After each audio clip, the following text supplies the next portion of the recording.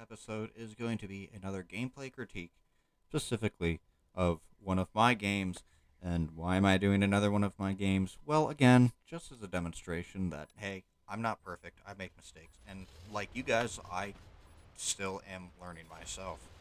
Um, but also, just as a quick off note, today, well, not a whole lot of footage for me to use. Um, and also, I had some dental surgery stuff done, and I need something just nice and easy.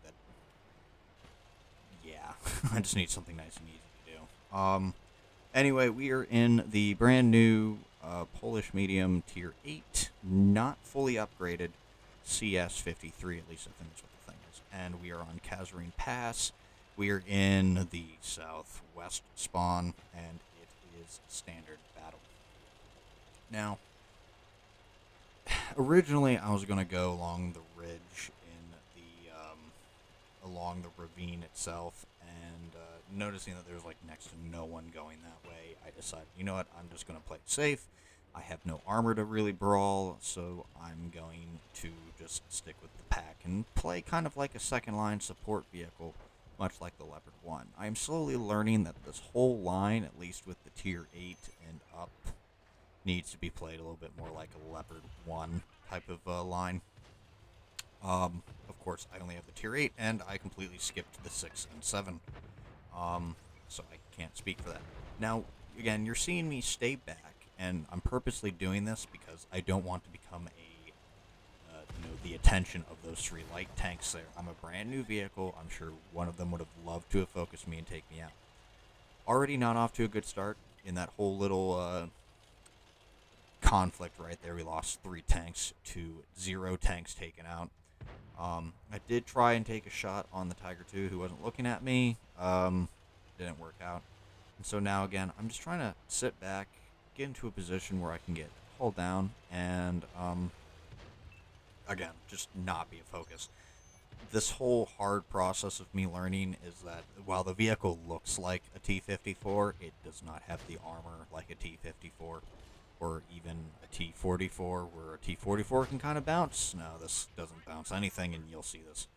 Again, seem to be getting the good hands-on handling, understanding of the muzzle velocity of the gun that I'm using, so it's kind of working out.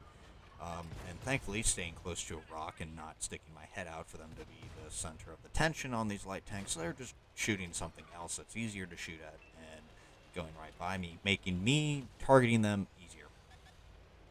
So again, I see that there's another vehicle. I don't really have the gun depression, but once again, as you can see, this vehicle has like next to no armor. I almost got hit directly in the mantlet, probably what should be one of the strongest parts of of the turret, and it's just going through like nothing's going on. I mean, this vehicle has like next to no armor, maybe even slightly more armor than like the Leopard prototype. Or, probably even less armor than the Indian Panzer. But I didn't compare the two before this recording. So again, I'm sitting back, I'm trying to avoid detection, and luckily a Borsig got spotted by a teammate, so I'm going to sit there. This was a little bit gutsy. I was sitting there in that position thinking I was hull down. I did stay exposed longer than I should have been, and I was targeted. Once again, I fall for the classic fool me once, fool me twice. Definitely, shame on you, I believe is how that line is at that point. I went to the same spot twice, and I poked out even while I was still spotted, so that was not good. So, again, my own mistake there. I am misjudging the reliability of my armor. So far, I have learned that this vehicle will bounce next to nothing unless you are, like, straight up like a tier 6. And, yeah. And even then, I've seen some tier 6s go right through the top of my turret, like, no problem on level ground. So, now, here is another mistake of mine. I fired heat at the S1, especially at the tracks, trying to track it. Now, could you argue that that was a good decision? Debatable. Preferably, I would have preferred to have had AP loaded at the time and fired at the tracks. And that way, at least I would have had a chance at tracking, but guaranteed damage. That was not the case.